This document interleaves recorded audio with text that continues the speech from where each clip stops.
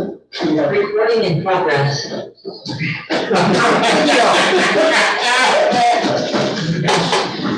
want to have a sensor. So we have two public hearings. One on the solar project on Jericho Hill, and one on the change to the town zoning law. So I'm starting that one first, because I think it's going to be faster.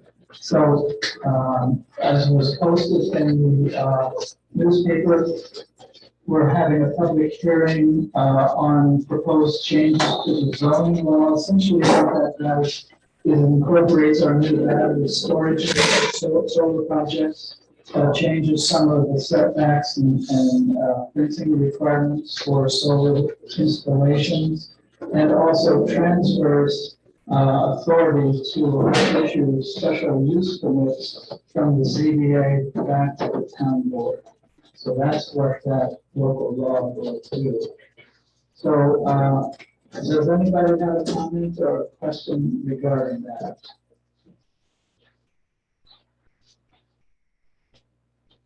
Okay, I was expecting this to be non-controversial, and it seems that it is. So, in the absence of any comments, I move that we close the public hearing. Is there a second?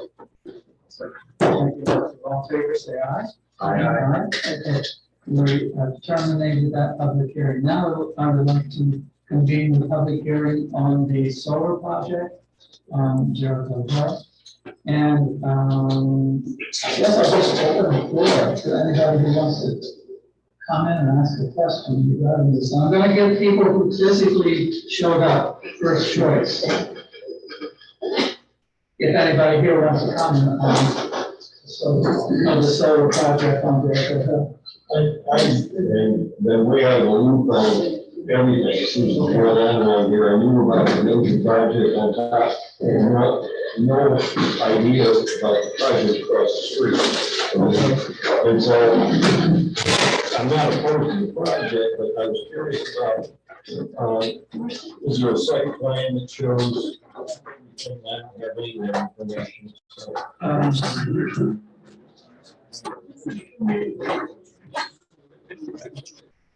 Now, we have a representative here from Sorry. Do you guys want to show pick up from this description? Just one so people can see it and just walk us through it. Sure. Right from the ballpark.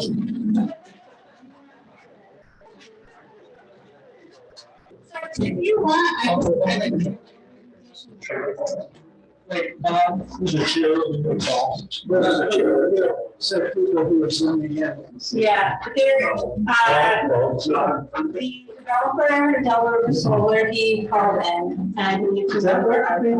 No, they can't see it. No, I can't. There you go. Be your chair,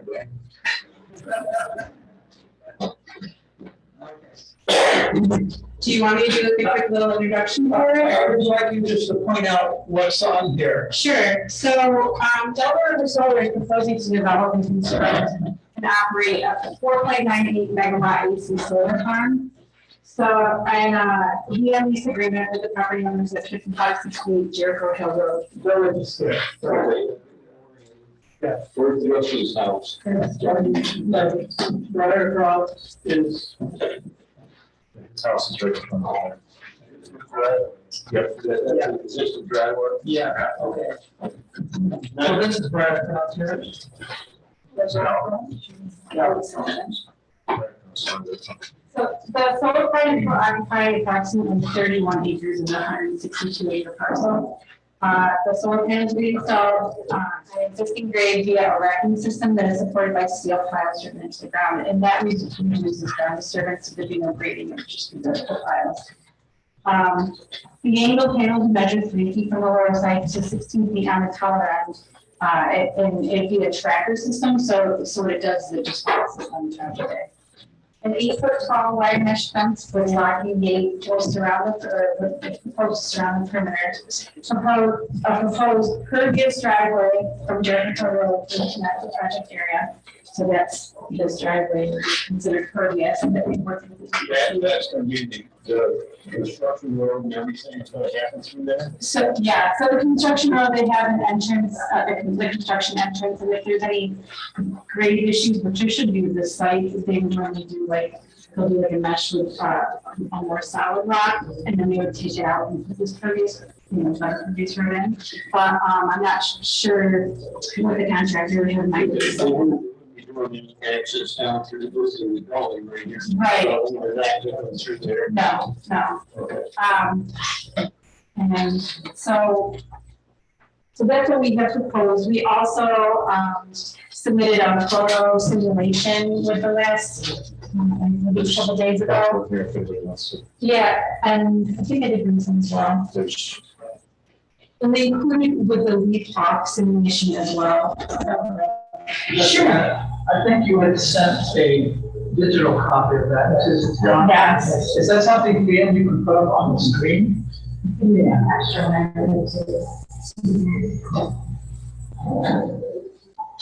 And I can pass around to anyone else. Yeah.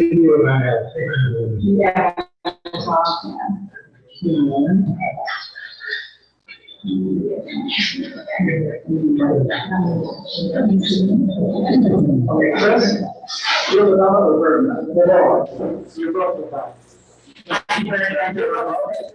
And your first name is? Kelly. Kelly. Yeah. Yes. I would, but I have a question. Actually, sir.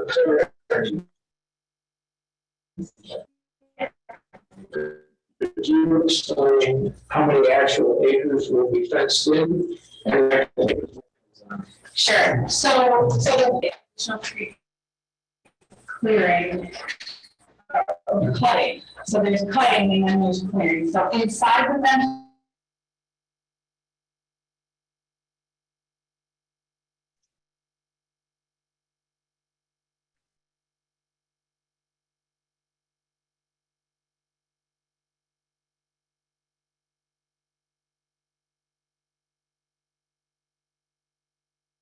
Did do a tree study on that as well, because in the town code, I have it written down. The town code says that the preference is to have, 6-inch diameter or larger, or 6-inch, larger to do your best not to cut that down. However, we did take precedent over, I believe,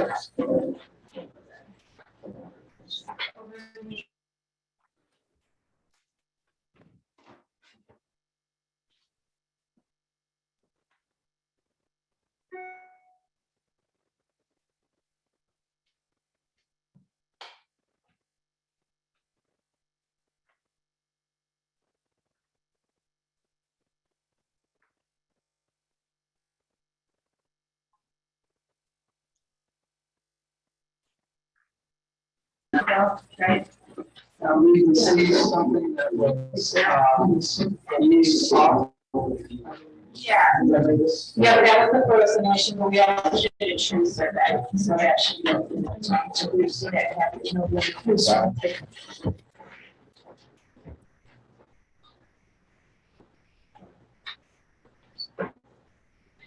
So let me just ask what concerns, questions in general that people have. Yeah. Sure.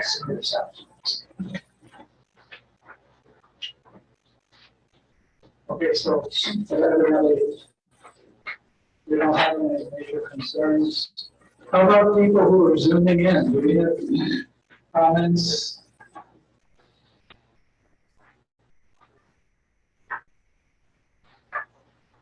We did provide a landscaping plan as well, so that we can provide extra visual buffer between any of the residents and the plants.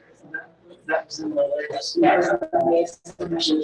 Yes, that's, yeah. Is this wetland? It's, placing the grading plan, that's fine. Yeah, so we have one question here. Right, and then, yeah, so the action is pretty slow. Some kind of internet connections.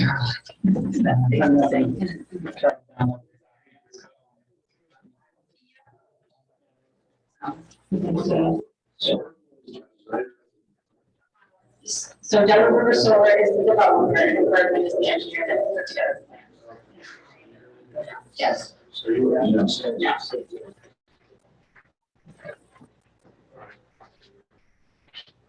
these are all. Yeah. These are. Yeah.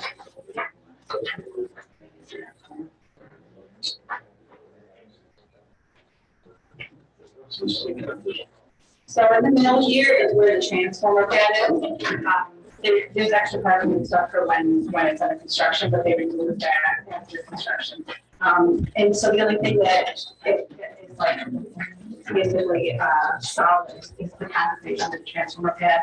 And we also produce like a filtration there as well for any of the water.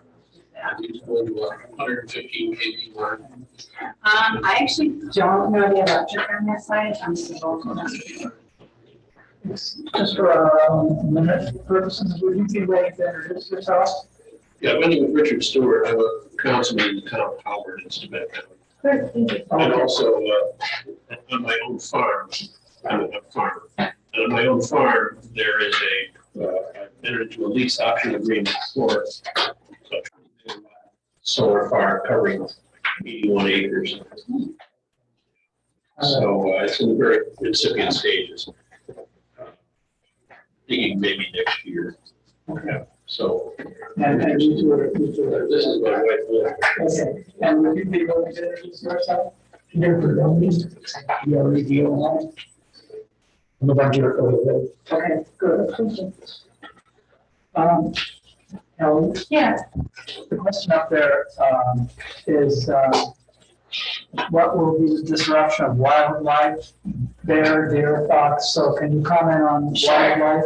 So the whole point of putting the wire mesh fence in is so that it doesn't disrupt like the smaller animals and even deer. I've seen deer for 8 feet, no problem in my yard. So deer can get in there as well.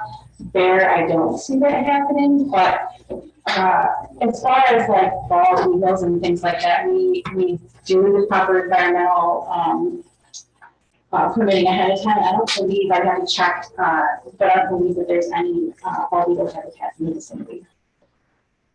Do you have the volume up all the way through? Yes. Yeah.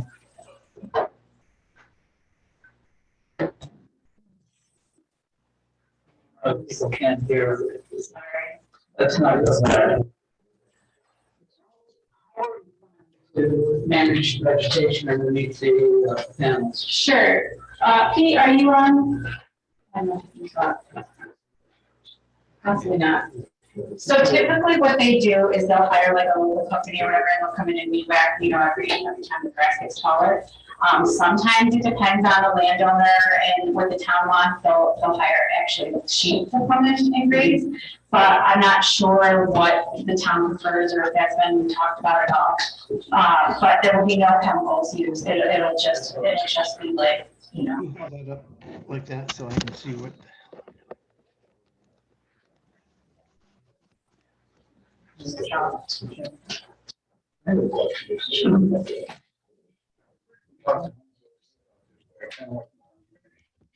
So I'm expecting to see from the panels and.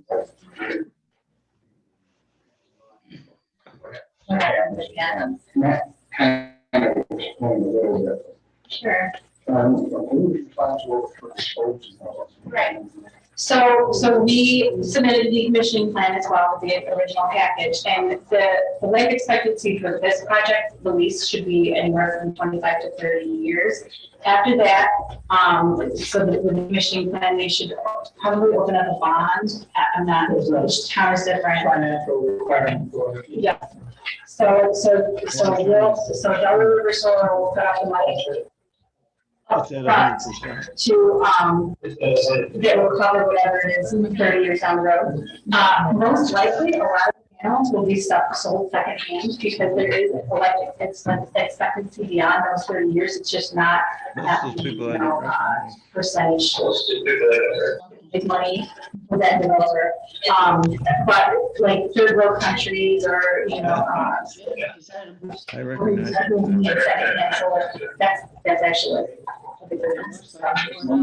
You mentioned this is private owned property, correct? Correct. Who is responsible? Is the landowner responsible for the maintenance? No, the developer or whoever owns it.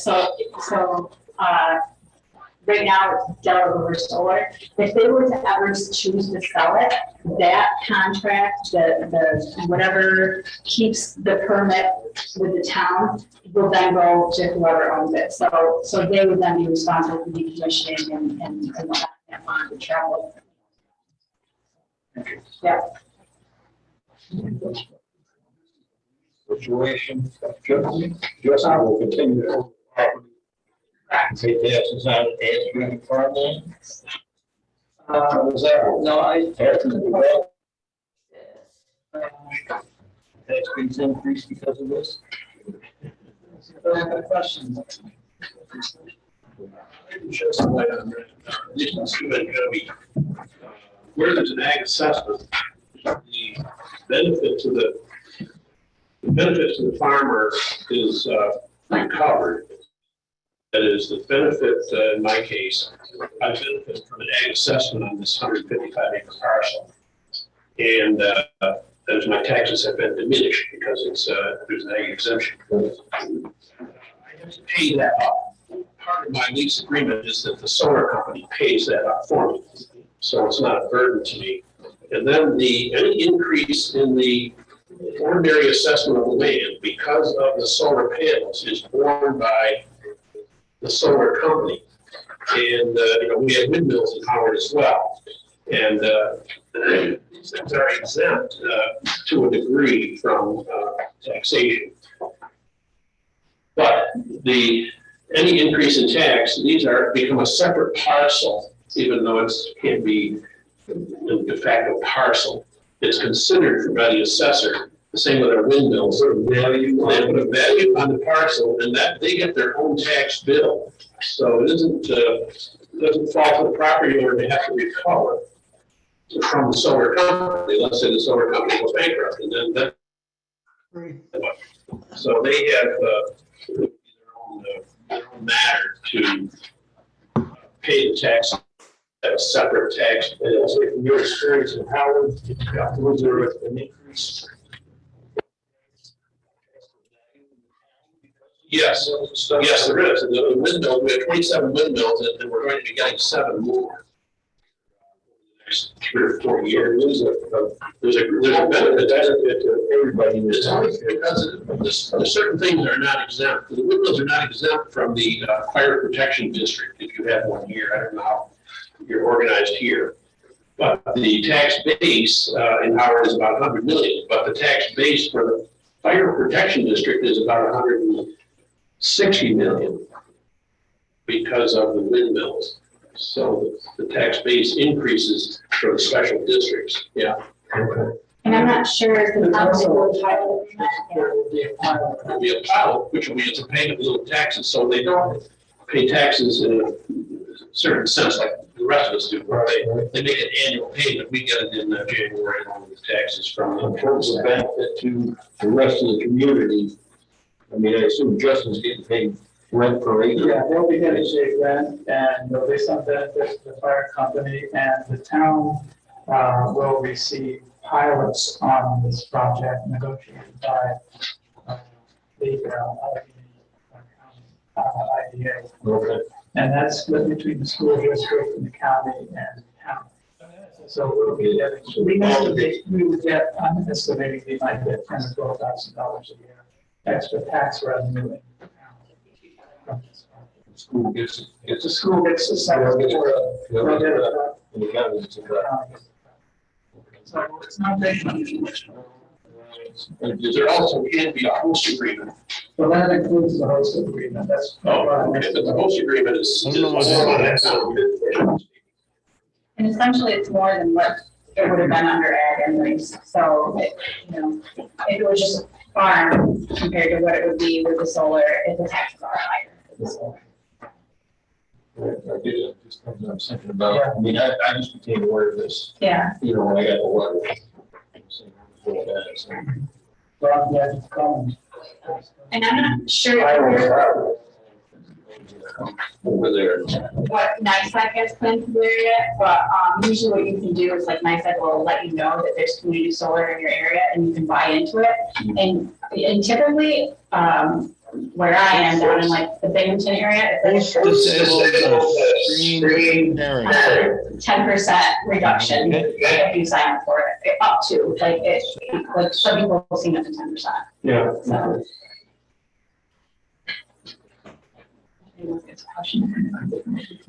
Yeah. Okay. Any other questions up there? Can't understand. Now typically, we have better luck with the audio, it's not real bad.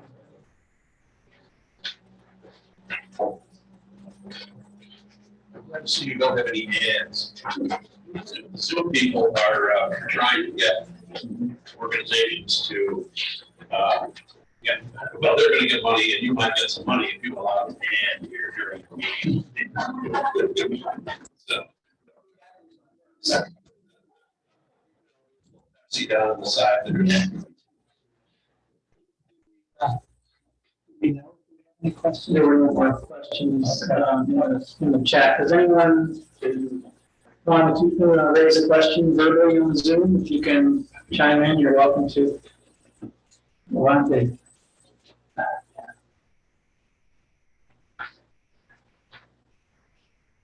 Okay. Do we have any other comments from people on the floor? Sure. I also am a theory farmer, retired dairy farmer. I had this opportunity on my land a couple years ago. Probably most of us in the room are not aware of some of the things I might state. We have about 3 million acres of idle farmland in New York State alone.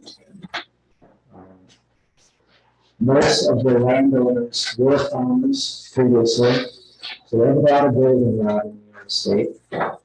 If you look at where our food comes from, we have a huge population on the East Coast. From Boston to DC is heavily densely populated. And most of our food comes from the Central Valley in California. Our fruits and nuts and vegetables are all from out in California. And it's an abundant supply of year-round food for us. Unfortunately, we don't have the blessing of water that we have up here. And so what I see happening as our farm is still operating, most farms are distressed financially right now. And this is an opportunity for farms to make money off from solar. And so what I foresee right in this area is a change in our natural resource use. It's going to change the appearance of our community. And if we allow it to cover all this vacant land, which the policy, I've got the comprehensive plan in my hand. Have you guys reviewed the comprehensive plan lately? Let me just read a little bit of it.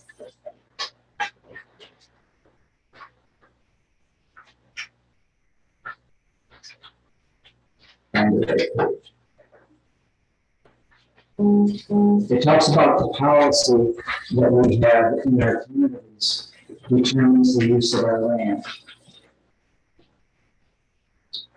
Community land use development patterns are facilitated by public policy that forms the basis for where and how we invest in capital improvement projects, economic development, civic initiatives, and protection of community resources like cultural, natural, and historical features.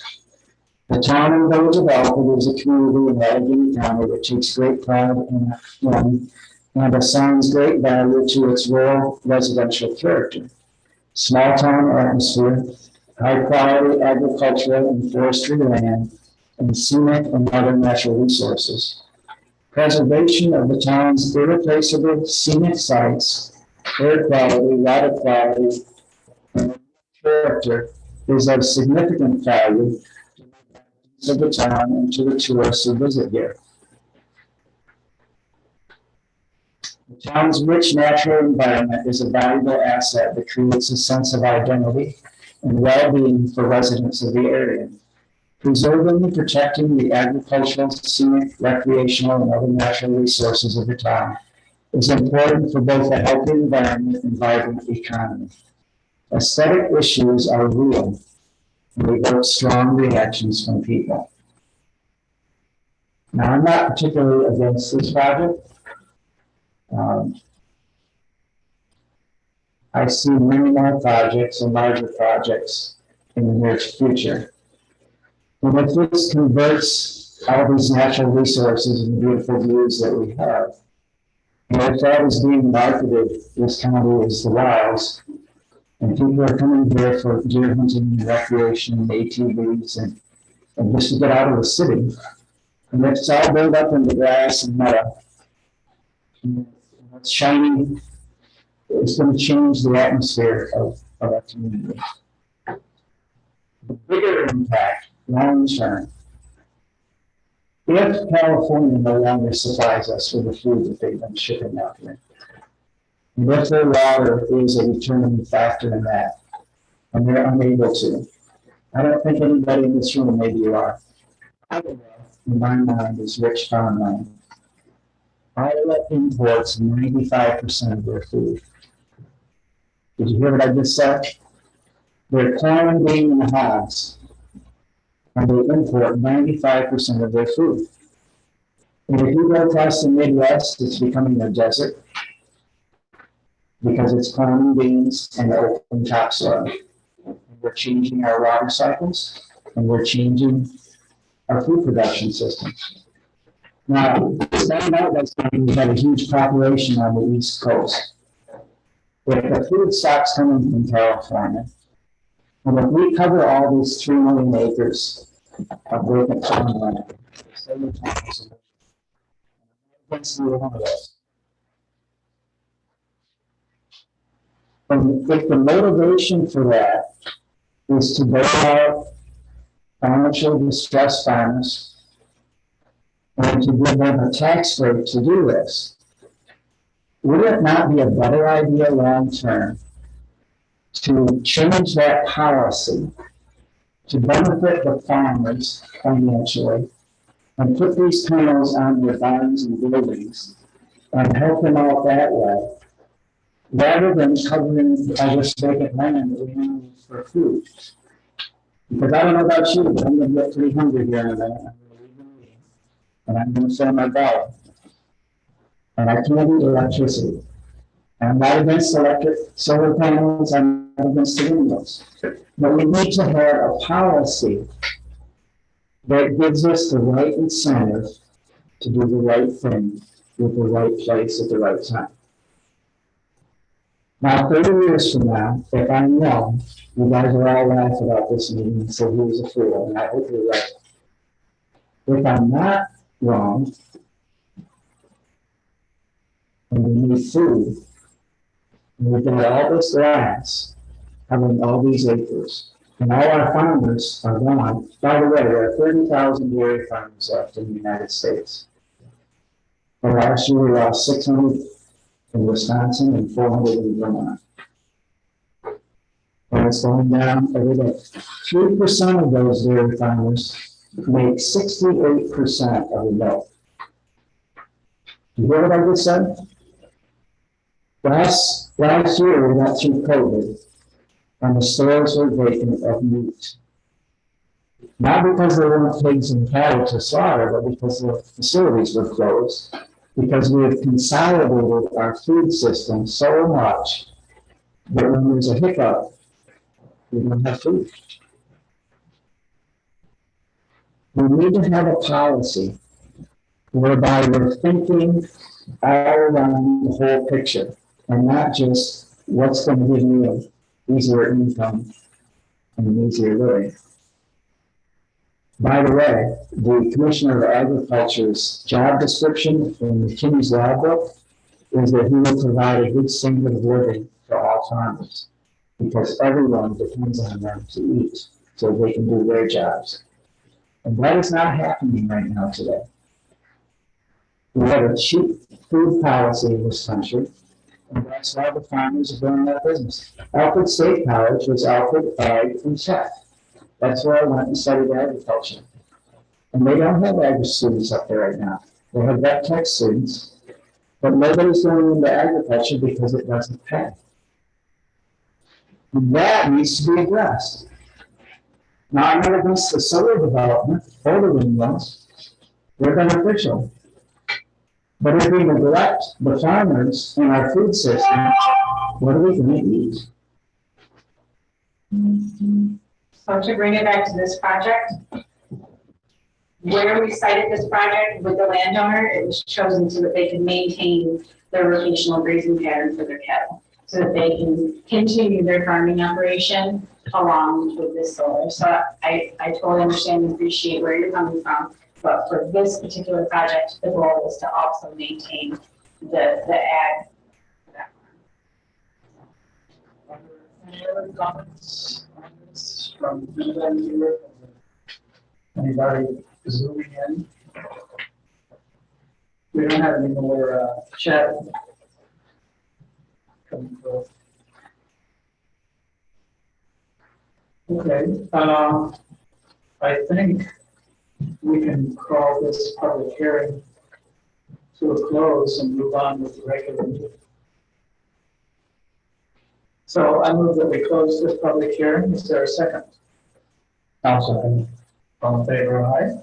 Aye. Opposed? Okay, so we closed that second public hearing. Now I'm going to call the regular monthly meeting to order, and we'll begin with pledge of allegiance.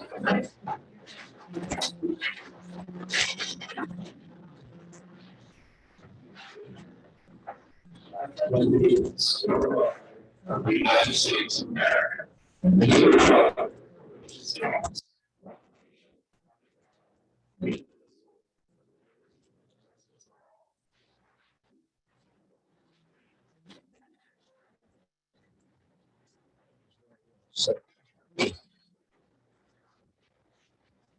first business tonight is public comment on the marijuana regulation and tax act, which was passed in New York State, which makes marijuana recreational marijuana legal.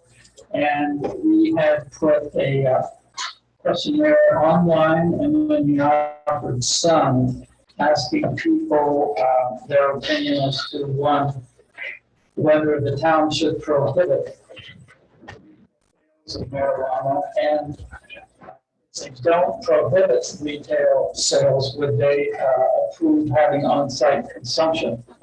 So we have two questions, and I didn't tell you this in advance, Randy, but would you be willing to walk us through the results of that survey, just in total, feel well? Yeah, I was surprised. I didn't think I know what to expect, but for the retail sales, the dispensaries, there was a pretty overwhelming. I got 72% of the respondents, and there were 61 people who responded to the survey. I know that's not statistically significant, but it was more than I expected. 72% were in favor of retail dispensaries or retail sales of marijuana in the town of Alfred.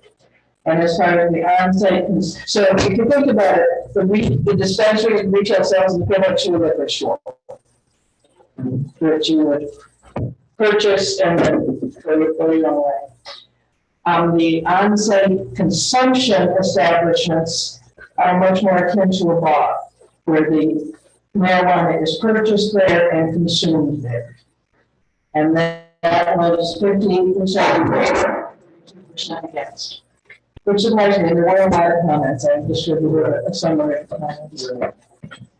So everyone commented, of course, but there were still a lot. And we got, I think, how many we have? 6, 7, and I think it ran pretty much the same. It was 3-2 when we had 5, and then we got 6 when it was 4-2, and we had 7. I don't know which way that went, but it looked like it was going the same way as the online survey.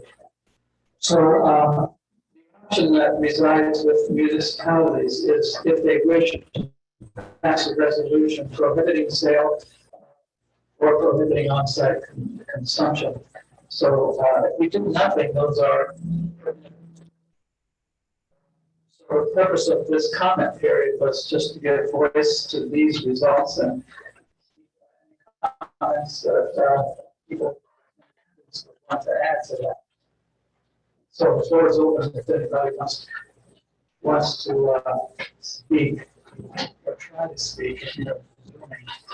Paul sent some information I told you to. And I want, yeah, okay, so before anyone gets a chance to speak, I'm gonna go to Paul, who's our police chief, and I had asked him to talk about what he foresaw as the impact of retail sales and or consumption in the town on AED. I think the big thing right off the bat is we've already seen an increase is, everybody knows what the DWI is when you're drinking too much and driving. When you're doing it with drugs, it's called DWAI, driving while feeling impaired. It's the same charge, they just got a little different name for it. We've seen an increase in that in the last, since they even started talking about it, because everybody was, ready for it to happen. So we probably double their DWAI drug arrests, people that are under the influence of marijuana. So that's one thing. In every state that's done this has seen that. So that's that was expected and typical. As far as everything's going on, a lot of times there's been issues with security issues in these places that obviously become a target. Nobody really breaks into a bar to steal beer, but apparently that's a thing to break in and steal somebody's marijuana. So security issues are a problem. Like old banks, I guess, are being bought up by a lot of these places, like the bank that you have here. Would buy that, turn it into a dispensary because they put it all in the safe that way. So they get into it. So it might be a way to maybe get somebody to buy that from the bank, but. So there's certain things, I don't think they're gonna be like overwhelming for us as a police department, to be able to handle, but obviously we gotta be aware of it. It's just one of those ones where, I really would hazard don't wanna make any predictions here, because I'm not really sure what kind of hazards we're gonna be coming across. Driving's the one, but the other way that it does affect the communities is I know the college, they had teachers and principals driving their buses because they couldn't get a bus driver to pass a test. So that's been a real issue. Because let's say that if you go out and have a few beers the night before, you're probably all right in the morning to drive. But if you go out and you smoke weed the night before, you're probably not, because it stays in your system for a long time. One of the things we've come up against right now, Alfred University the other day was doing their fire security checks. The state fire was in somebody's room, found 2 bags of marijuana, everybody know the gallon size Ziploc packets full of marijuana. Because they took it and confiscated it. There's a time that campus, they're not supposed to have it on the campus, it's still federally illegal. So the campuses don't allow it because it can actually affect kids financially. So they took it. Well, when they asked us about, if there's any charges here, and it's already been written into the law, and I think it's already started where the student's room is their dwelling, and in your private dwelling, you can have up to 5 pounds of marijuana. Now, mind you, in those 2 bags, those 2 1-gallon bags, when we weigh up to 12 ounces. Okay, so. That virus is there. And if you're under the age of 21, they have not given us any charge language. That's why I sent you the entire penal law section. If you read through that section, you will notice there's no place in there that allows us to charge somebody under 21 for possession of it, unless they've hidden it someplace else in another law. possession of alcohol in 21 under ABC law, not under the penal law. They haven't done that with this law yet. So we have no way of holding anybody accountable under the age of 21. The only thing that this law really has done is made it it's more of a tax law if you read through it. There's more about generating revenue for New York State. I think if you have a dispensary here, they charge, I think it's 13 or 14%, 13%, 9% goes to the state, 4%. I think stays with the municipality, while other states that have done that, from what I've read, that's kind of changed. Sometimes they come back and say, we're not getting enough, and they 40%. The other problem with that I've seen, this sometimes leads to criminal activity, is when the price is so expensive at a dispensary, you get a black market. And right now, they're already saying that the black market marijuana is a lot cheaper than what you'd be able to sell at a dispensary, because a dispensary has to get licensed to be a dispensary. I think it's about $200,000 it's paid in New York State upfront just to be able to sell it. Not exactly sure the exact price, but it was floating. So yeah, it's kind of a mess in a way. They're supposed to have a marijuana commission that the New York State is putting together. I think they just put 2 people on there. We're still waiting for any direction. The New York State Chiefs Association, which I belong to, went to New York State and said, what are we doing about people under 21 if they're doing that? They said, we don't know about you guys, we figure it out. We're like, we're not the lawmakers, we're the enforcers, you tell us. There's other issues that we have, like if you're driving in your car, you can have up to 3 ounces on you at any given time. In your possession, not smoking, but in your possession. And if you've got 5 ounces, well, then it's a violation of the law. And, excuse me here. But we've never been told, do we confiscate all of it, or do we only take 2 ounces and leave the rest with you? They don't do that with alcohol. If you have a pickup truck load with alcohol, you can have it all. With marijuana, they're limiting how much you can have or transport. So it's very carry a kitchen scale in your car. Yeah, well, that's the thing. We'd have to do that. We'd have to have scales with us to be able to. Everybody that looked at these 2 bags of marijuana, I thought you could get 7, it'd be enough to get everybody in this room high if we all start smoking. It looked like a lot of marijuana. We thought it was 2 to 3 pounds. When we weighed it, it was 12 ounces. It's not even a pound. And to even for a possession charge, if you're not in your house, if you're in your house, you have 5 pounds, which is a lot. But if you're not in your house, to even get it to out of the violation, because up to 16 ounces is a violation, that's $125 fine. Now, put that in perspective, our open container law that we have in the village, if you're caught with an open container of alcohol, it's $100 fine. And it's a violation, same kind of $25 a month. So, yeah. I can't really tell you whether I support it or not, as far as I really don't know. I've never gone to a pot party and had to break up a fight. People that smoke a lot of weed are usually pretty mellow. So we keep everything just behind the wall contact. How do you test for it? Well, we have to take them for blood. And here's the other thing with it. If you get arrested for a DWI, if you're drinking, you have to reach a certain blood alcohol level. With any other drug, it just has to be present in your system, all right? There is no level. So with marijuana, if you smoked a while ago, and say like maybe a week ago, it's still going to be in your system. So we have to rely more on our field sobriety tests to show their impairment than the blood test. Because the blood test, if you got somebody that smokes marijuana once a week, they're always going to test. It's always going to be in the system. And so it does make it more difficult because the New York State, as far as we know, is not coming up with a way we can field test on an alpha sensor in the field to see what their marijuana level is. They just don't do that. Yeah. It may be coming, but nobody's really talking about that. So we suspect that the driving while impaired is because of marijuana, you Have to take it to a hospital. So we're gonna take them to a hospital, we take a blood kit and have the blood run. Yeah. So when you sign a driver's license, when you get a driver's license, anybody ever reads that fine print, your driver's license doesn't belong to you, it actually belongs to New York State, it's a New York State document. So that's issued to you. So when you sign your license, you're basically saying, if you were stopped by police, you can, you've already pre-agreed to, having blood work done. That's why if you refuse our test, it's actually a separate charge and you go to a separate DMV hearing, administrative hearing. So you really don't have the right to refuse. A lot of people do, but then they have to go to a refusal hearing and then you lose your license for 6 months is the penalty for that.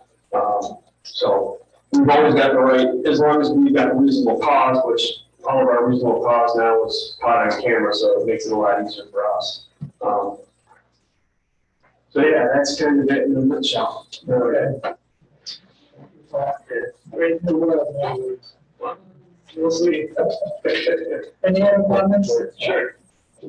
Wrong with testing. You have to take blood test from all the for that. We have to buy the blood kits. We buy them from a place in Rochester, and when we take them to the hospital, a lot of times they just drop. Sometimes, some hospitals, and they used to do this, and people would get upset, they would actually bill the people's insurance that we took in. But most of the time, they just do that as a courtesy for us to do it. If we have a DWI accident, drinking or whatnot, somebody goes to the hospital, they'll draw it. We'll go in and they'll draw it while they're working on it or whatnot.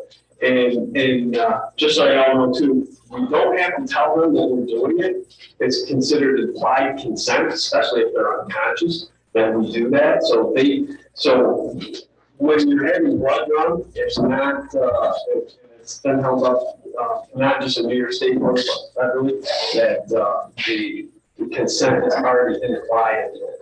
So we can just walk in and say, hey, you're drawing some blood, get the blood, take it, send it to the lab. They may not even know it's been drawn.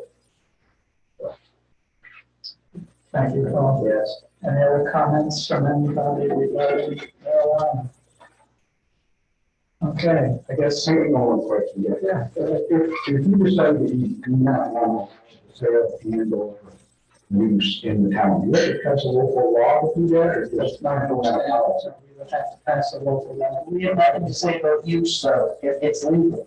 Yeah. The only use that they would have to say is where it could be used.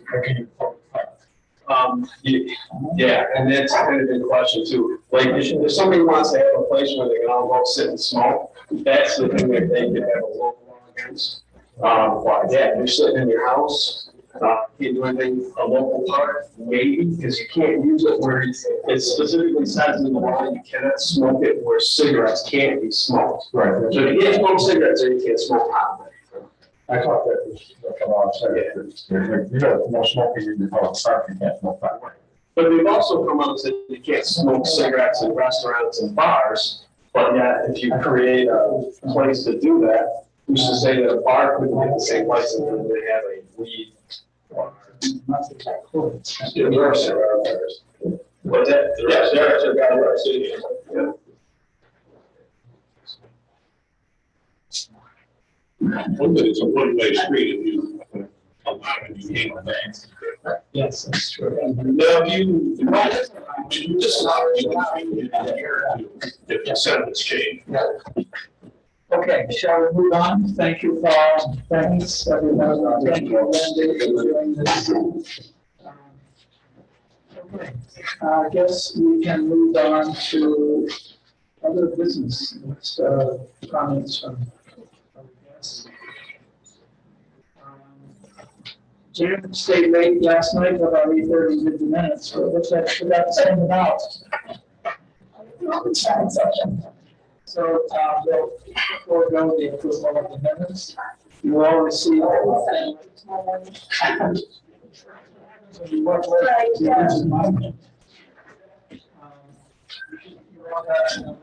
Copy of the APG report, any comments on that?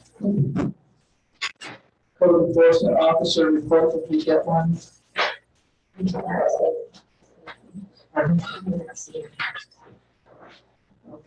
Monthly report, we have something there. Can we go back to codes? Yes. Last month, I believe it said we had received an application from Buffalo Shoulders. It's not complete. Okay, that's one we get over there.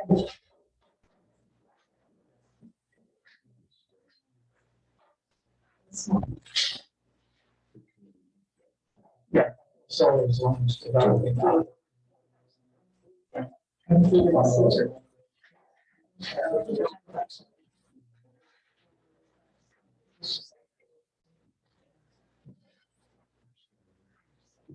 So we do have a monthly report, right? Yes. Yeah. Do we have, comments on this? Yeah, good. I know I told you that.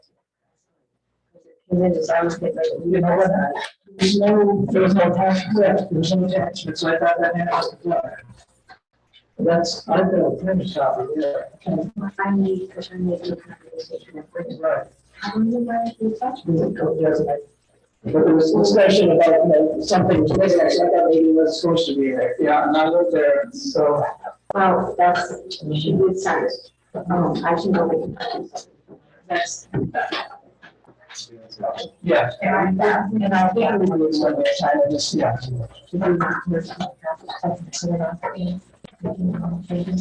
okay. You know, our bank statements don't come. So she went ahead and did it with what she had. Okay, so that we would have a report. So we still have to work on that, but as far as giving them access, CBS access to our accounts, so that they can do the bank reconciliation. Basis, because with the big sent in the mail, we don't get it in time. So is there anything? I have talked to Twin Bank with no luck. Somebody got their account to give us on my deal with my accounts. I'm really not sure what the issue is. So I talked to Justin about it, he was working on it. We'll have to follow up.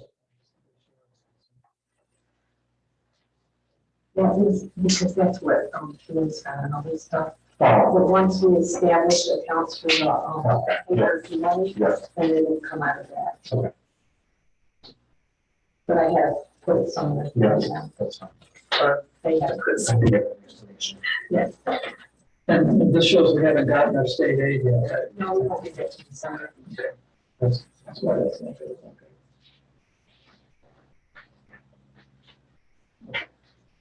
Okay. Any comments on this? Those who have attended?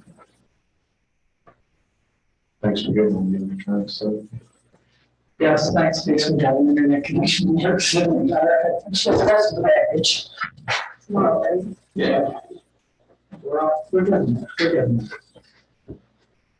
Okay. Why is it looking worse than I thought? Why is it so much worse than I thought it was last month? And I did a speed test tonight and it's harder than one night. It's pretty bad. So that's we're good, that's what, when I put the mics up in the day, the day, it was 20 to 30 minutes up and down. That's the difference between nighttime use on shared service, cable service, and middle of the day use when everybody's gone.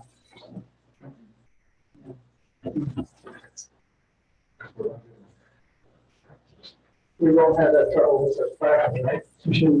Once dedicated on. Okay, correspondence, what do we have? Do we have anything in here?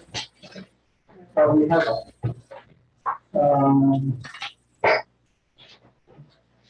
we have something from the Division of Local Government Services indicating that the population of the town of Alfred as of April 1st, 2020 was 5,157 people, which is down 80 from 10 years prior.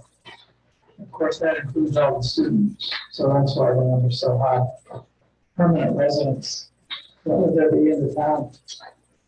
Do they don't separate that at all? No. They will, when they do the final report, they usually send us a thing that says total town residents. And then there'll be another line And then you subtract them to the town. That's just a fluctuation in student numbers, or that hasn't changed. At least that's how we do it last time. So, yeah, so what was the current residents? No, Yeah, I think it's, the last number I thought was something like 73. that's interesting, because there are like 750 registered voters in the town. Of course, that could be students too. Okay. So we got that. We have this letter from Mr. Gray, who wants to resurrect the, horticulture program at Alfred State, which is a noble cause, but I don't think it's anything, I mean, I'll support it, but I don't think it's anything we want to. Sounds good. Yeah. So we See can, the last one?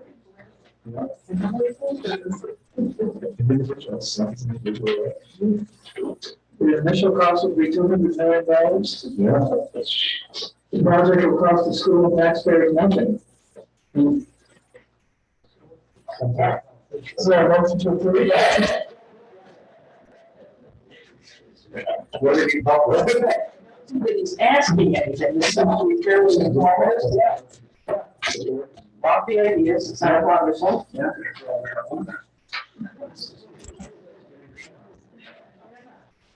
Horticulture. Okay, abstracts, let's do another group. So, yes, Let's do that. No, you really should do them separate plus, you know, if you have a. So, yeah. So now. so is that municipal law prohibits strong as a group? I don't know that that you're dealing with totally different parts of money. I don't see why we can't approve them all at once. I just wanted to change it into better. So I just give it a hard time. no, I. But it doesn't seem to make sense to me to do 3 separate motions when we do one, and that's why I'm gonna do it, unless somebody's gonna stop me. So let's look at the general abstracts, and there, everything is small potatoes until the backside. Alfred ambulance, Alfred police, volunteer fire department, and all of the other expenditures are quite small. Any comments on those? No. Okay, then we have the highway, the big money is.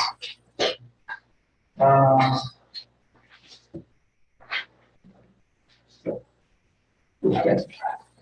Common aggregates, LC Redford, Detail Energy for fuel. Teamsters Health, Undertown, Undertown for the road. And the rest are minor. Any comments on those items? Now we have this new voucher, which is disbursements related to solar projects. As you know, we have gotten 2 escrow. We received 2, right? 2 10,000, 1 10,000. Okay, we have another 10,000 on its way out of a total of 30,000 to be spent for our legal and engineering services for the solar project. So we have a bill from Dwight Knopf Shaw and a bill from the Dow. And that's a separate account, but we have to keep separate. Any comments on those? I will say that this guy Dwight is, things are really on that. He's not here like day. Is it?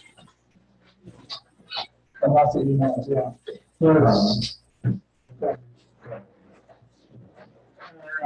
Our request to have Sean Grasky officially sign on as our solar consultant, has that been? So we just now got this job description for that. We'll post that and then we can move forward. And this role is not critical at this point, so. Yeah. Is this a fairly expected difference between what Lavelle is doing and what Knopf is doing? Right. I'm assuming that Knopf's doing a lot more. There's no breakdown, so. Yeah, I'm just assuming count shots and doing that initial language because of the Yeah, solar. yeah. The building rates, 3.25. Check two and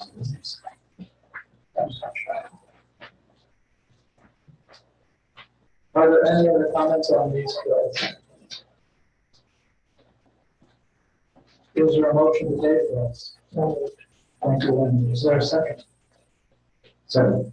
Thank you, Matthew. All in favor, aye? Aye. Opposed?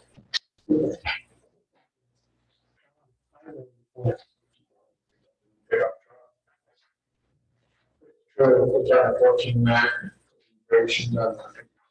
So driveways like on Orange Road, grade 1 0, grade 2 0, grade 28 Road, Handle, Williamston, Collins, Independence, Williamston, the crossover pipeline East Bound, and non-access. Okay. Do you control yourself? No, that's for Okay. It's all free right now. We put them in Fremont, come Fremont. They were having some kind of trouble. And one of the comments I was intelligent was retired. Councilman who had been a long time over the side of the highway department ran unopposed for the nominations of the Republican Party and won. And soon after that happened, both men in the highway department, both MEO workers resigned. So they had no one.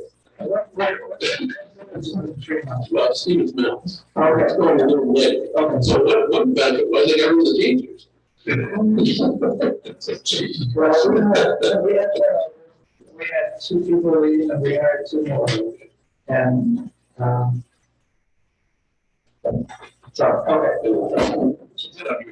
Yeah, all I know now is the retiring superintendent. He's leaving, actually, I think he might have left the 31st, what's it?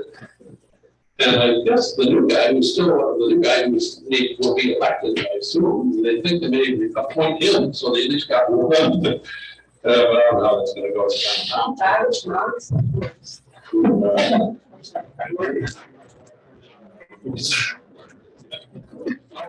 Yeah, we're a little topic.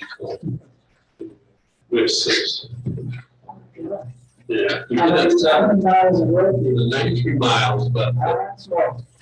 We got 42. Yeah, but so that's charter costs and didn't replace him.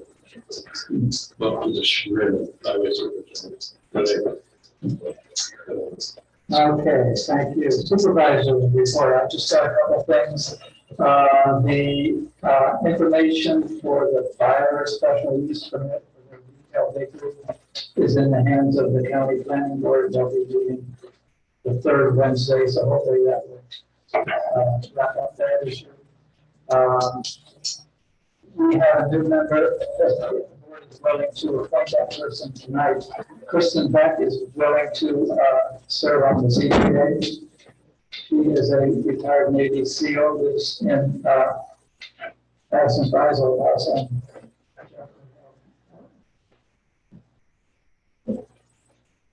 She was the 8th person I asked. The law of averages broken my favor. So I would like to the ZBA, is there a second for that motion? Second. All in favor, aye? I think we're in a position to pass the new town law, correct? But we have to talk to Karen on. I think we are. Yeah, so there's no opposition. We have the document. So, The resolution? yes. I'm going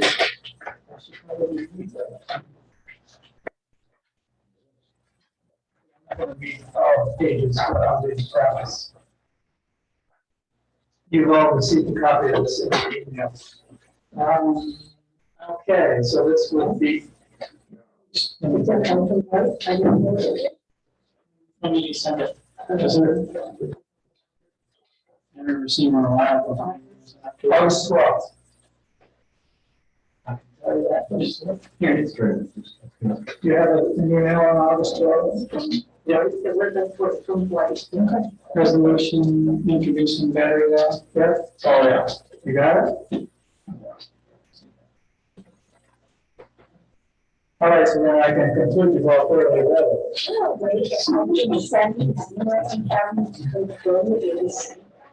Obviously, some of you are. I thought you were learning something just now. Yeah. Okay, so do we want to pass this tonight or not? Yeah. Well, we think which reason too. Yeah. Yeah. Yeah, we should. I think we should. Yeah. Because you go down it. But here's the thing.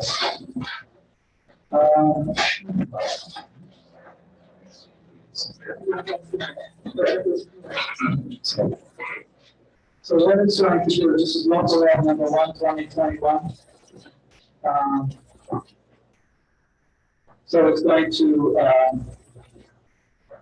annul the solar energy systems and facilities law, amend the zoning law to provide battery energy storage, and, provide town board review of special use permit applications. And then it goes on to list all of the various aspects of the zoning, law that pertains to solar farms that would be updated or changed. And the secret one is here. So, all right, so with the understanding that post facto, we will review in detail. I move that we adopt this new law number 1, is there second? Discussion.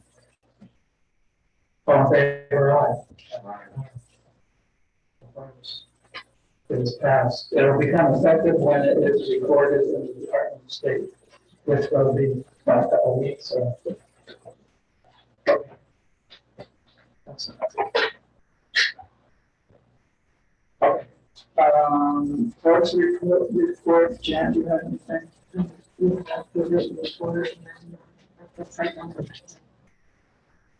All licenses and marriage license. Certified copies, what's that all about? That's certificates. That's certificates? Yeah, 2 people died and 10. I had these, really need 5. And then another meeting 10.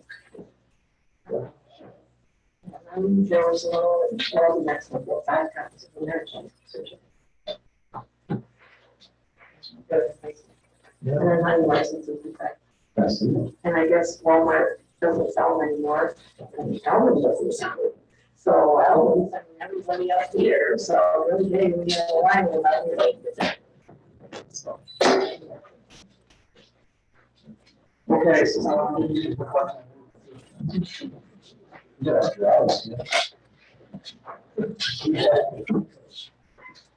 Is there anything, executive session to discuss a couple of personnel issues?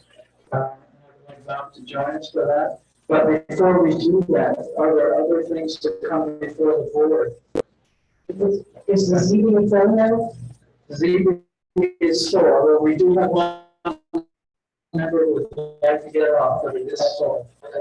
And the planning board may be full, depending on what Peter wants to do. We still don't. We have full. See, willing to join you on the Peter stuff? So Peter's joined. Oh, assuming who's second? He shot 10 feet, Alfred. Okay, that would make it, yeah. I just noticed Dwight just joined, I don't know if you're on. Dwight, you have your Sean and what's that anything? Candy saying. Yeah, hello, Dan. Yep, I'm on. I just joined. Okay, we've already transacted all the business having to do with the public hearing and passing the new the change to the zoning law, so Oh, okay. we may not need you. Yeah, sorry, my other meeting ran a little long there. Were there any questions about the zoning law? I guess the question is, what's the next step on the Delaware Solar project? Well, there would be, so the county is reviewing the referral, the county planning board, I believe next Wednesday. So the next step, and I'll have to touch base with Labella about the comments and such, but the next step would be to, you know, and I don't know if there were any action items for the applicant, but I think for the next meeting would be to consider reaching a determination on the seeker review, either a negative declaration or a positive declaration. And then again, depending how where the board is with respect to the application, you could consider approving the site plan such that it could then go to the zoning board of appeals for the permit, for the special permit. Okay. Does anybody have any questions for Dwight? Hey, Dan, this is Kathy Spencer. Hi, Kathy. Hi, how Hi, are you, Kathy. everyone?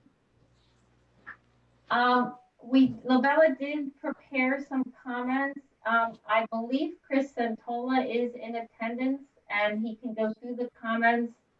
If you would like him to, the engineering and environmental technical review comments that we prepared. It's been a little bit hard to follow the audio for those of us on Zoom. So I don't think I missed that part of the meeting, but I just wanted to check in and offer that. That's my question on these leaves off, Chris. Yeah. So how realistic is that? That's the way. That is not the way it works with all due respect to the preparedness of it. They try to illustrate what it would look like with the leave off condition. And the whole purpose of the leave off is to demonstrate the worst case scenario of that. You have unimpeded views into it. The applicant, we have a leave off version and they attempted, I think, to do that in a most expedient way possible. The only real true way to leave off condition was to wait until the leaves are off.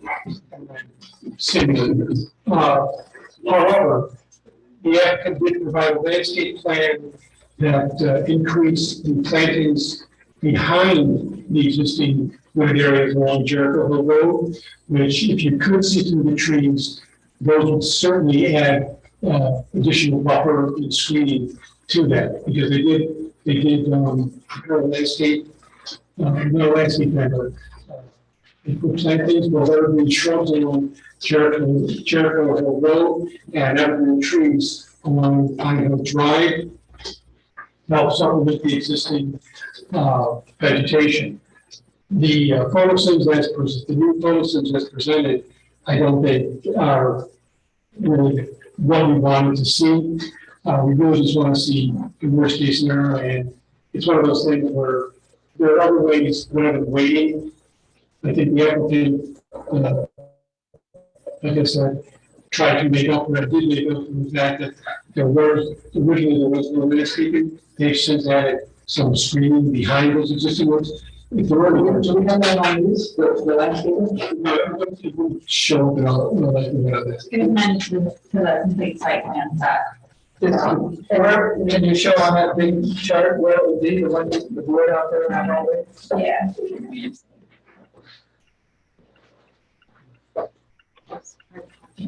But the other way, they can potentially show, even though there's trees and vegetation in the ways, they're showing the red line of where the top and bottom of the ray is. So everybody can see the places in that view, just to help determine, like I said, one way to really have a true leaf off photos is to start with a leaf off photo, which, you wait another month and a half, we'll be able to do that. Honestly, we look, or as we said in our comment letter, the photos and locations, those are showing the project in its best hidden look. If you look just down the road from photo location one, the address, but you can see, even today, I drove by prior to the meeting, you can see behind the trees into the hill behind. Same thing at the entrance driveway, looking down the entrance driveway, you can see right up the hill into it. Now granted, if you're going down the road at 30 miles an hour, you're probably not going to get much of a view of it, but in our comments, I also suggested this was prior to receiving new information from the applicant, perhaps if it's a tree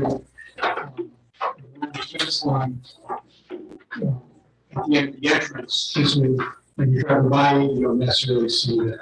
Did you find out what that was? Yeah, I don't have the exact, but it was like something like 30 evergreen trees here, and an additional here, and along here, and down here. Yeah. Mostly behind me, just a experience and actually a 3-foot tree. 14. No, they've been about 8 feet tall, so that would then, so 5 years, you would be looking at, I think, if it grows, maybe, About a foot and a half to 2. Yeah. Per year. Per year, when you established, you got 3 years. Right, actually, it averages about 1.5 to 2 feet a year for height and spread. So. they're not planting like little baby trees, they're 8 feet tall, and 8 feet tall. All 30 of them?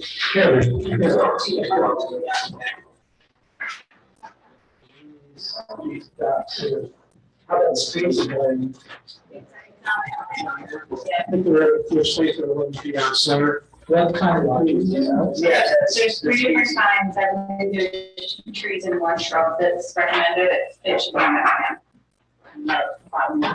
The one that gives that disease and dies off. Yeah, a lot of evergreens are dying, so. Yeah. You want to make sure. Spruce is not a good fit.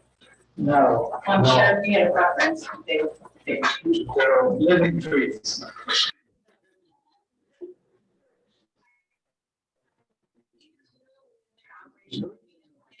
Possible for ancestor time for the first 3 years, you're supposed to replace it.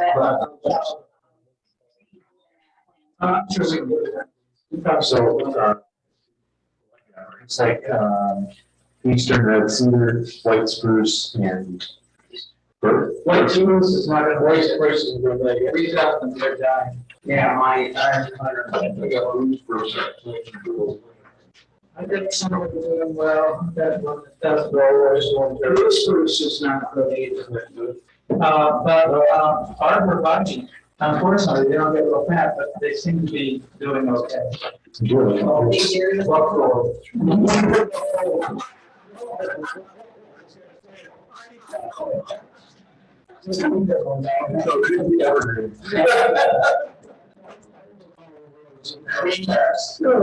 have the revised plans, the same day we sent out our comments to the applicant, so we haven't created any review list based on new information. But the applicant made the attempt to show additional landscaping where there was none, but we would certainly have comments soon regarding the plant selection and spacing and location. Another question for you. One of the issues was persons who live up on Randolph Road or even Snyder Road would look over across that little valley and see the top of it.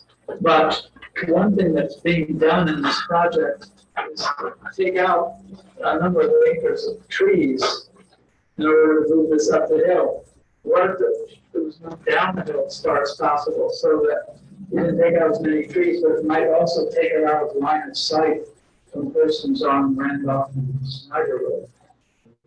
Now, I understand they want it to be up, so they have, I guess, better sun, but if you're gonna pass the sun anyway, why couldn't you move this whole thing down? You have to ask the applicant, I don't necessarily disagree with you, but they've already justified, I think they mentioned for the vocational grazing along the west and the south side. Yes. But, Yeah, I'm not sure though if that would make any, like.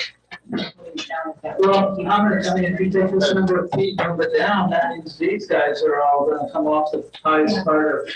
I mean, I'm very asking, so. Yeah, I don't see that. There's a chance that it might make a difference, and that way it also you cut down fewer trees. And, the thing about, that's it. Check that out, will you? Yeah.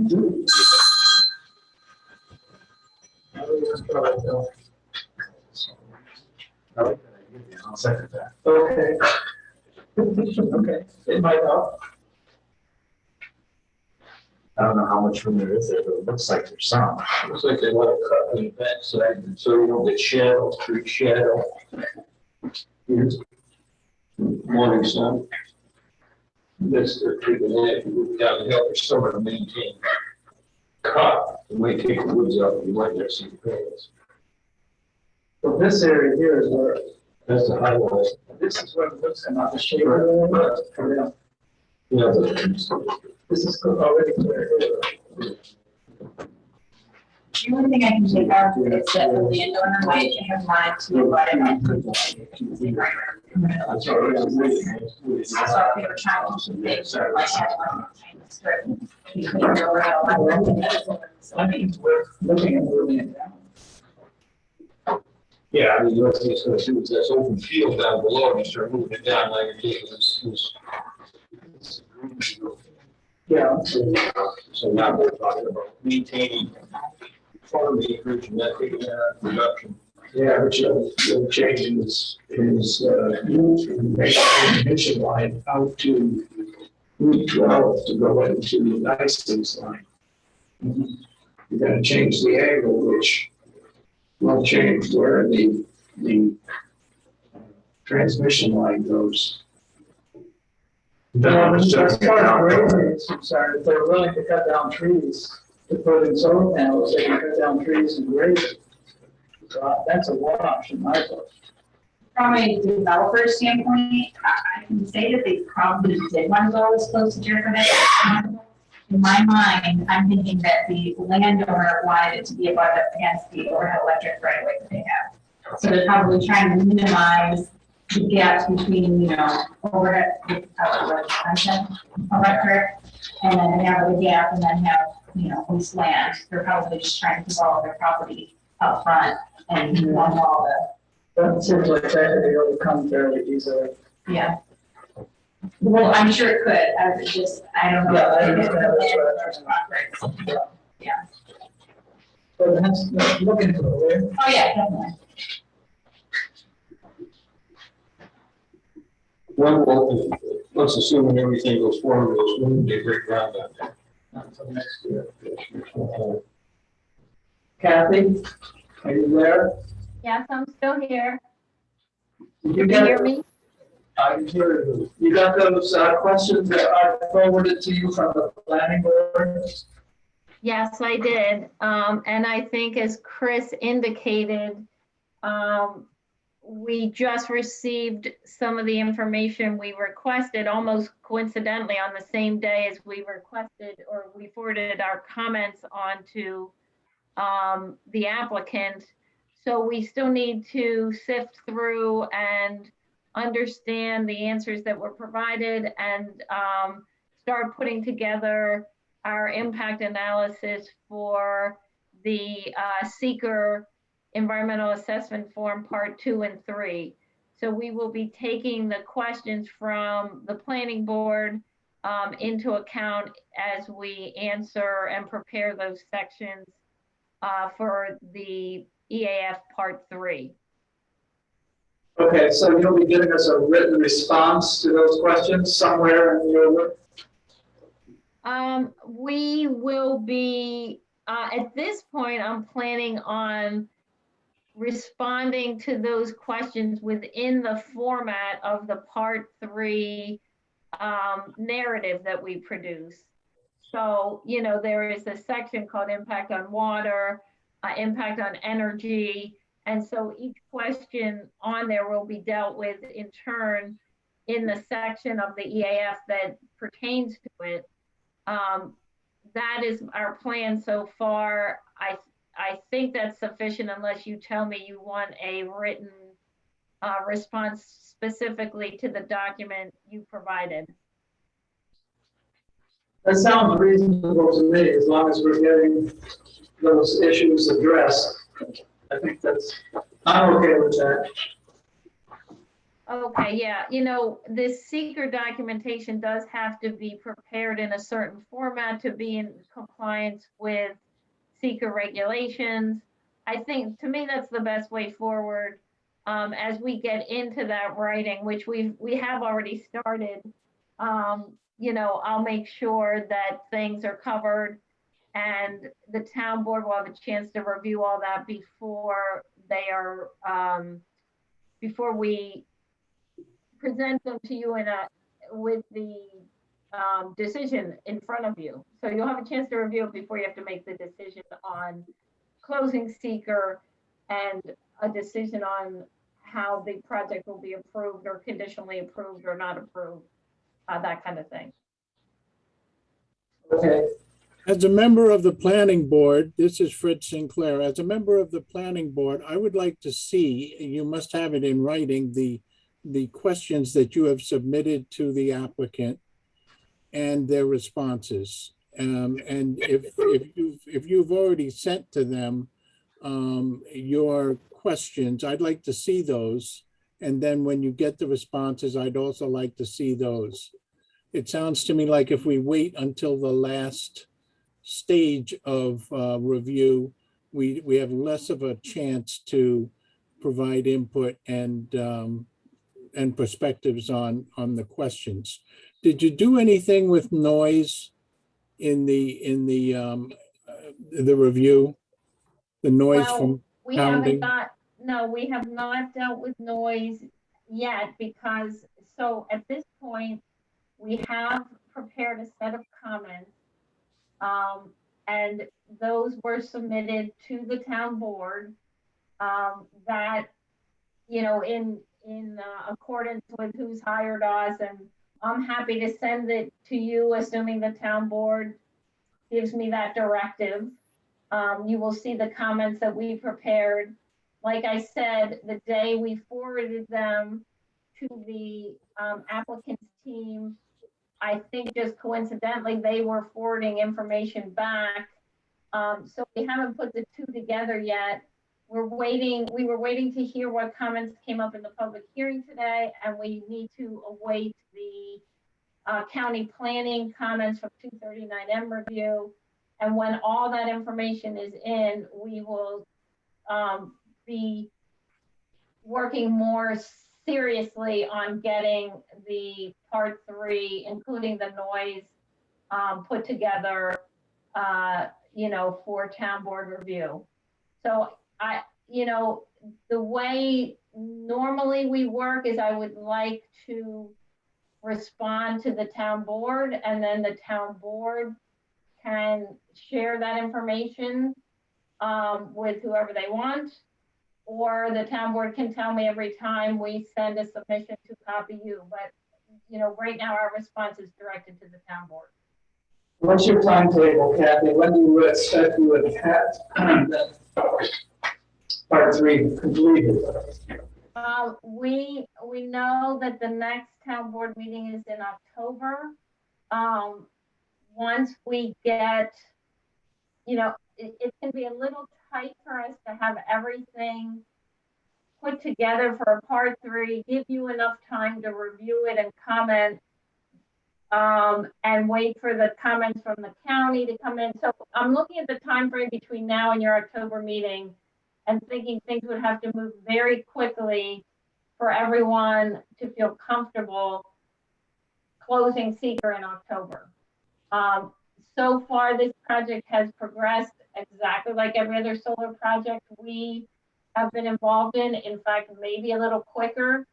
I have no intention of holding things up or obstructing progress on this project. I just want you as my client to be comfortable with the documentation we provide.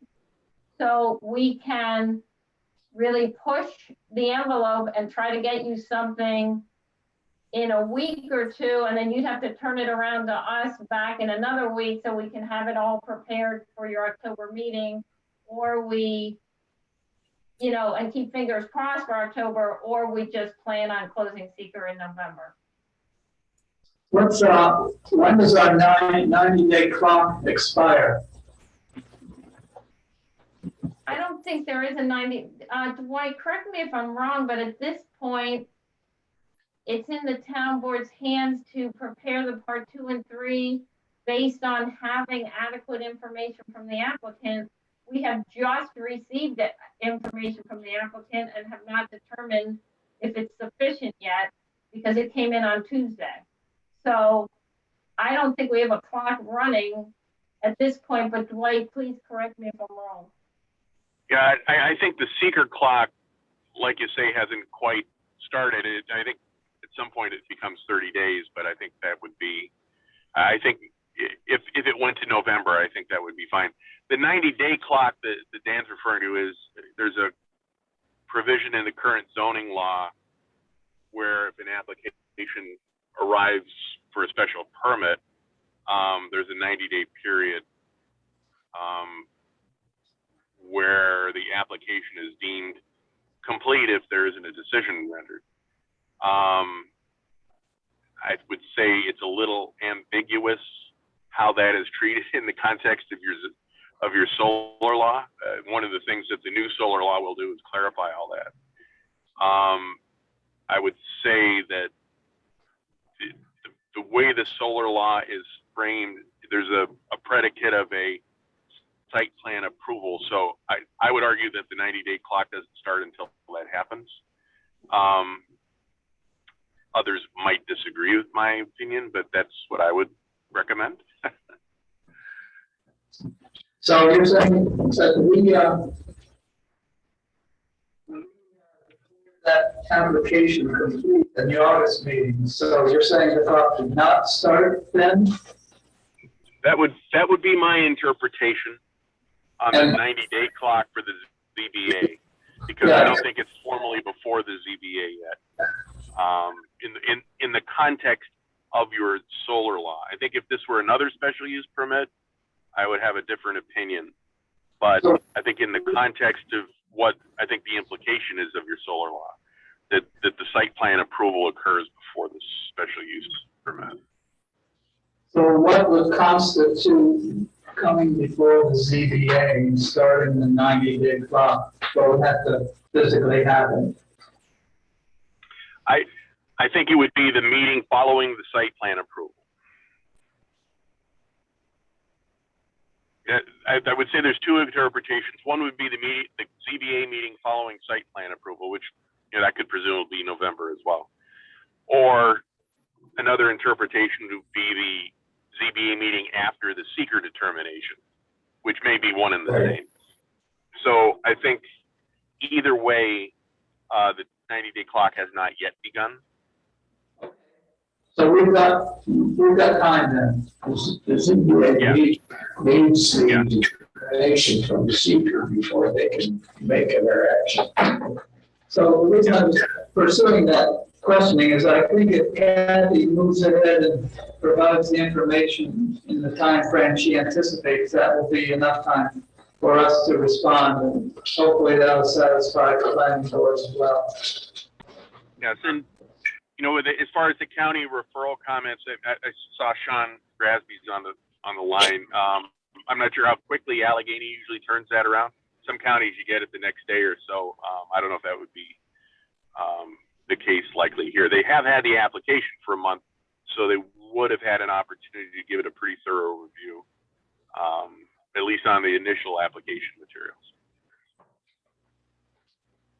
So I don't see any reason why we can't get the ongoing discussions and the reports that are coming in from the applicant to our consultant.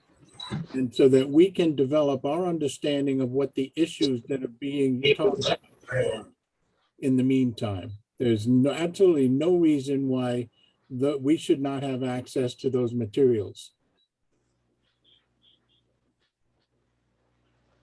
Let me give that some more discussion with Kathy. I'm not sure which way to go on that. I don't want to make a decision on that tonight, Fred, but I'm not opposed to it. But let me give it some thought and speak with Kathy, and then I'll get back to you. Copy that.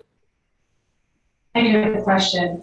If the county 239 comments typically come back next day after the meeting next week, or the meeting next week, I believe 14th or 16th, something like that. Yeah, so your next meeting is October 14th, is that correct? Sounds right. So how is that not enough time to complete parts 2 and 3 of the procedure, so that we can at least make a negative declaration in October as opposed to waiting until November? I have no idea. Because they don't. Well, part of it is having the information, which we have, much like the town board has suggested, Yeah, can you investigate moving the array? right. If you move it, you need to resubmit and, you know, look at it in that way. Not that everything has to be reviewed, but it's a revision that needs to be looked at and assessed based on that. I'm not saying it's going to take months, but it's not like they move it, don't worry about it. Right. It needs to be looked at, and once again, depending on comments. But we're not gonna wait to respond to comments until No, October. no, but Like, sooner. we're trying to move it forward. So is there an opportunity to possibly try to move this along in the October meeting?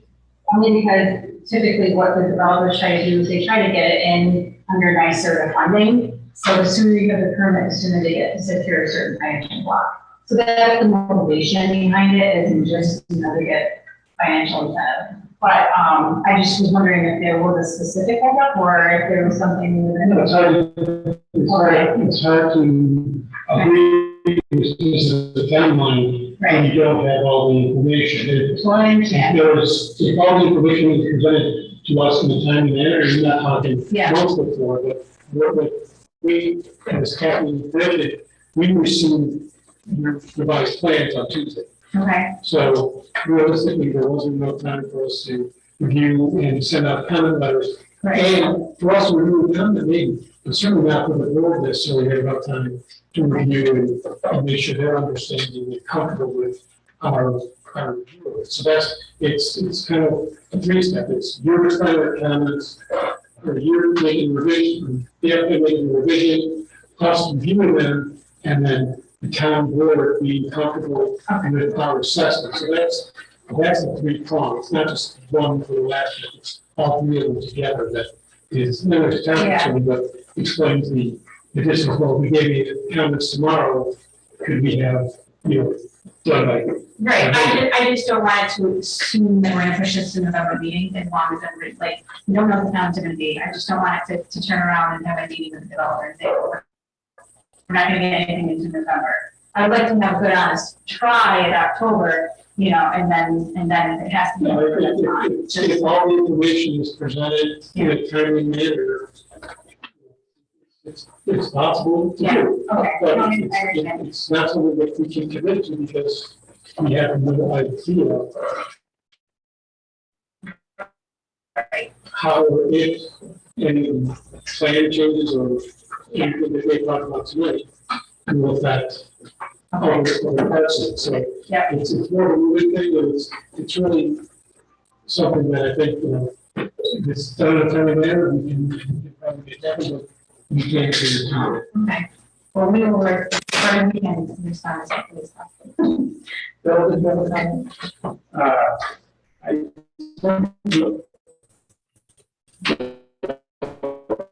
Look at your, as far as do it expeditiously, but I don't want it rushed because we're gonna have this thing here for 25 years. So let's not make a mistake, be in a hurry.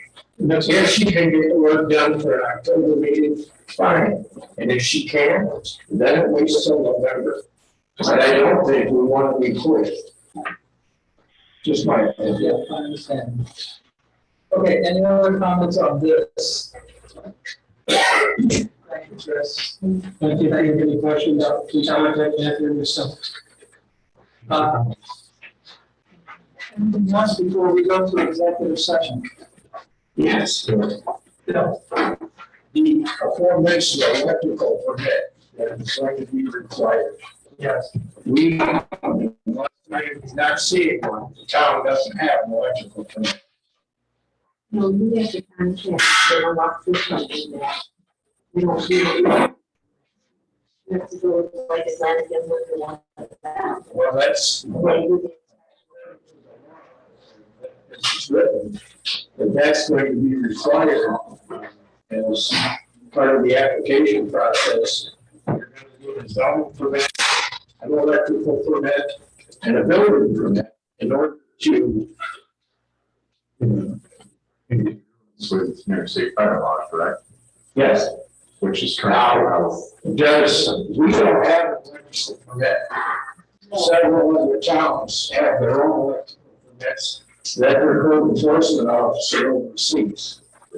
Is there a standard that the New York State has that we can download? Or do we develop our own? Or just you have one? Yeah. Anybody that needs an electric inspection has to go to a company that does electric inspection. Most of them is But this is the original permitting process. So he's talking about giving a permit for.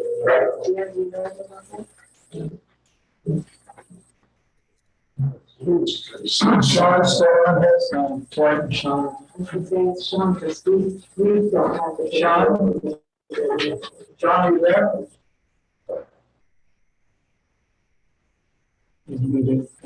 No. You can get hold of Sean and ask him. Yeah, we'll resolve that. Well, you had asked that question, I can. Well, that was the way I asked is, it's at the end of the process, are we going to need to hire an outside consultant to do the final electrical inspection? I was assuming that Sean Grasby will resolve that. From what I read about the New York State's law, that he should be qualified to do it. We'll confirm it. Anything else before we go into executive session? I can hear you guys saying the name, but I can't understand. Okay, we'll get back to you at another time, Sean, sorry. Okay. Okay, I move that we move to executive session. Is there a second? All in favor, aye? All right, we're in executive session. Thank you all for coming. Thank you.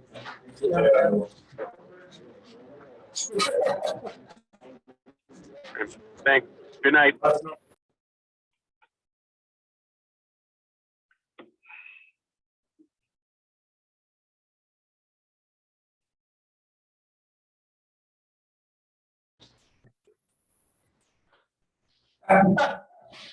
I'm sure that the engineers will have comments on this, but I think that we should definitely encourage them to revise the landscape plan. To me, the location is fine and dandy, but the plan to use one species of tree, actually shrub, or almost, I don't know, 50 to 100 plants is ridiculous. No, it's two. Yeah, but two of them are on this little chunk right here, and one is all of this. Okay, and that was the white spruce from. And all the road spruce are mixed up here, which it makes sense. I just think they got a different. They planted trees here. I think something other than white spruce, so they're fine. I'm just ideas. Would be good there, but all of these are one shrub. What are they recommending for that? It's a regular juniper, so it's not. Yeah. 30. I've never heard of that, but that's just silly. You should always split stations, Yeah. so that if something comes, if the ash borer comes in, we don't lose her time. Yeah, I want to see what they come up with as far as moving that downhill. Yeah, and if not, I wanted to talk to Sean about the option, because I have no idea about this. And I'm not even sure that I want it, but I'm wondering if they could allocate funds to plant off the property. Yeah. Because there's 2 small hedgerows in my dad's fields that are in that view, that you could plant a few trees and block them.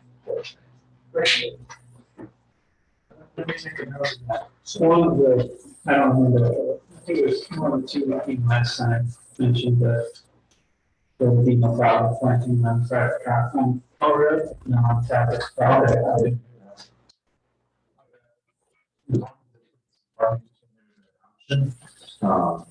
That may be happy. Yeah, I think we should do whatever we can.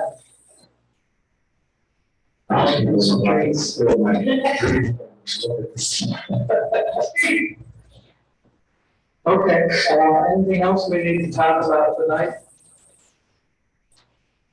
Motion to adjourn? So moved. I second it, we're adjourned. Thank you all. And